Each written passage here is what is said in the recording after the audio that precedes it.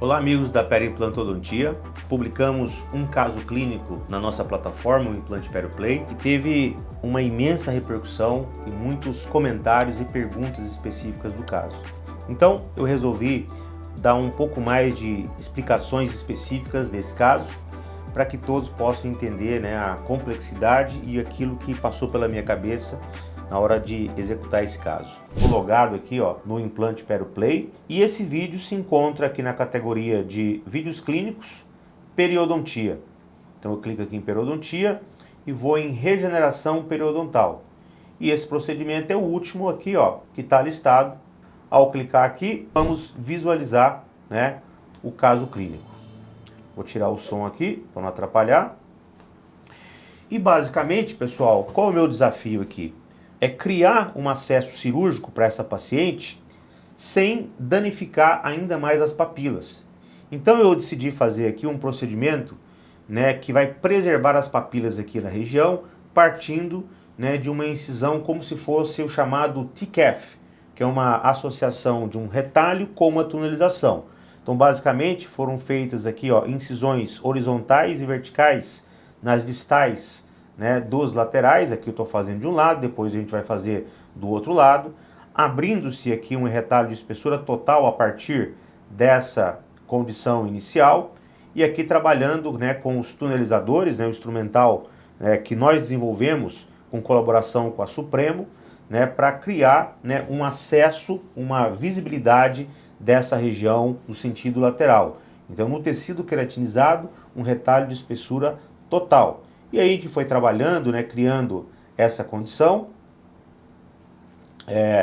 Aqui a realização da incisão exatamente igual à descrita, então uma horizontal, uma vertical, ali na mesial, do lateral do lado esquerdo agora, do dente 32, ok? E aí, nós estamos aqui, aliás, do 31, aqui, eu preservei ali o 32, e a partir disso a tunelização, uma vez mais, dessa região. E com uma microlâmina, na parte mais apical, a gente começou a fazer um retalho parcial, para criar mobilidade desse tecido, e me permitisse que eu pudesse levar esse tecido em direção coronal, tentando também aqui um recobrimento radicular.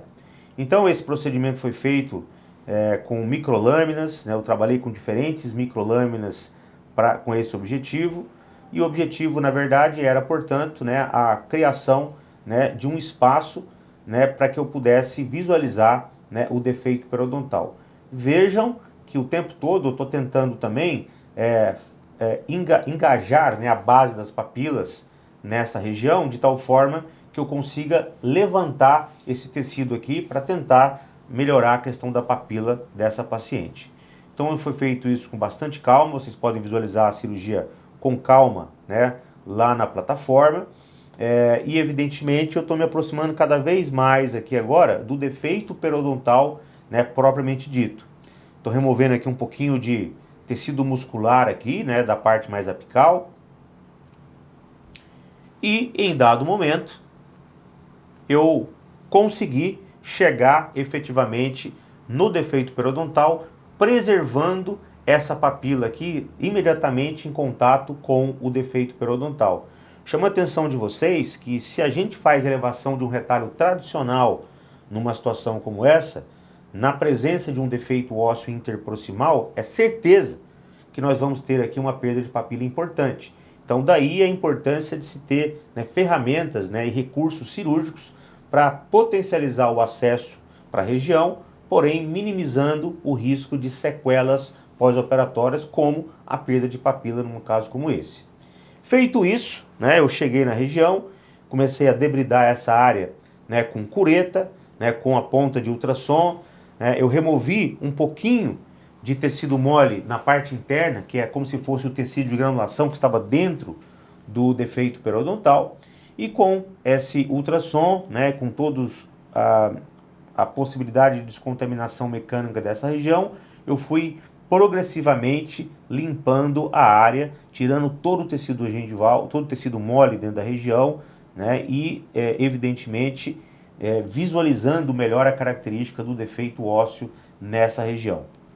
Uma vez feito, né, essa descontaminação, então veja o nosso cuidado, né, trabalhando com diferentes curetas para acessar essa região. Então, a partir do momento que eu percebi que eu estava com uma condição bem apropriada, né, de limpeza daquele defeito, eu agora parti para a remoção de um enxerto tecido conjuntivo, né, para não só potencializar o biotipo desse paciente, o fenotipo dessa paciente, para fazer um aumento da espessura tecidual e da qualidade dos tecidos moles, mas também, né, possibilitar, quem sabe, a melhora das papilas dessa paciente, recobrimento de raiz e ainda assim ajudar na estabilização do enxerto ósseo dentro do defeito periodontal, como se fosse o The Wall Technique, né, em que nós vamos usar o enxerto de tecido mole para estabilizar, né, o enxerto de osso que vai ser colocado dentro do defeito ósseo. Então foi feita a remoção de um enxerto gengival livre nas dimensões que eu previamente determinei. Esse enxerto agora vai ser trabalhado fora da boca, então primeiro com uma tesourinha, né, Goldman Fox, né, a gente vai remover todo o tecido gorduroso para ter um enxerto mais nivelado, e agora nós vamos desepitelizar esse enxerto trabalhando com o EasyGraft, que é esse produto também, né, que foi desenvolvido aí com parceria do Implante Pério pela Supremo. Então a gente coloca o epitélio para baixo, né, e com a lâmina número 11, né, a gente simplesmente entra com a lâmina de um lado para outro e foi ajustado aquela porção ali apical para ficar em 0,4 milímetros. Então a gente remove, né, a fatia de epitélio, né, com uma espessura de 0,4 milímetros, preservando, né, a lâmina própria ali por baixo. Obviamente que muitas vezes precisa fazer uma complementação, né, em função da característica de diferença de espessura do enxerto. Então um truque importante é tentar sempre pegar o enxerto o mais regular possível, né, para que o enxerto seja removido, né, o epitélio seja removido de uma vez só ali daquela região. Esse enxerto então trabalhado, agora eu vou trabalhar, né, na região palatina, e vejam aqui, ó, que a gente colocou uma esponja de colágeno, eu voltei o epitélio para sua posição original, vou mostrar para vocês aqui o epitélio voltando para sua posição original, então aqueles pedacinhos da desepitelização, né, voltaram para a posição original, né, como foi sugerido pelo professor Álvaro Bosco no seu trabalho, né, que sugeriu, né, essa possibilidade de desepitelização do enxerto gengival livre fora da boca, ok? Então, esse epitélio, obviamente que ele vai necrosar, mas ele é uma proteção mecânica adicional, além de conferir células para nesse repovoamento aí dessa região.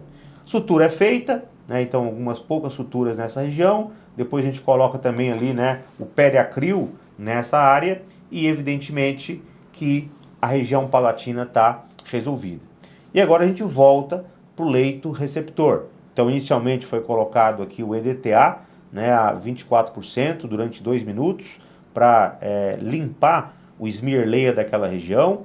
A gente lava bastante, seca essa área e seguido da utilização das proteínas derivadas da matriz do esmalte dentro do defeito especialmente e em toda a região aí, sobre as raízes, por baixo do retalho, para potencializar a regeneração periodontal, né, e também uma nova inserção, né, sem a presença do epitélio juncional longo nessa região. O Emdogain, né, a gente sabe que ele ajuda bastante também na cicatrização dos tecidos moles, na velocidade de cicatrização. A matriz mineral bovina agora foi colocada dentro do defeito, e a matriz mineral bovina ela é interessante nesse sentido, justamente porque, né, ela é fisicamente estável. Então a gente coloca, vai condensando uma camadazinha a mais ali das proteínas derivadas da matriz do esmalte, e agora, né, o enxerto vai ser então posicionado naquela região para, uma vez mais, aumentar o fenótipo tecidual desse paciente, né, proteger o nosso enxerto e, quem sabe, né, ajudar no recobrimento, né, e da criação de papila, melhora a questão da papila nessa região. Então estamos trabalhando aqui com um fio de sutura reabsorvível, né, da Tech Suture também, um fio violeta, né, fácil de trabalhar, um fio 6.0, às vezes eu trabalho também com fio 7.0 nessa indicação, mas vejam duas suturas nas extremidades aí para estabilizar o enxerto na posição correta, algumas outras suturas horizontais para aprisionar o enxerto e estabilizar o enxerto nessa região, e aí o caso é finalizado, né, com a sutura do retalho na sua posição original, seguido, né, de uma sutura tipo suspensória ao redor dos pontos de contato, para justamente trazer, né, esse tecido o mais coronalmente possível, e é isso que foi feito aqui nesse momento que a gente está visualizando aqui, ó. Então as suturas sendo aplicadas, essas suturas de tracionamento, né, para trazer o tecido em direção coronária. Vejam aí que a melhora da papila acontece de forma imediata. E ainda nós finalizamos o procedimento com uma sutura tipo Cornick no fundo de vestíbulo, justamente para limitar a mobilidade daquela região, para eliminar a tensão dessa região e devolver, né, aquela verticalidade ali do fundo de vestíbulo para essa paciente.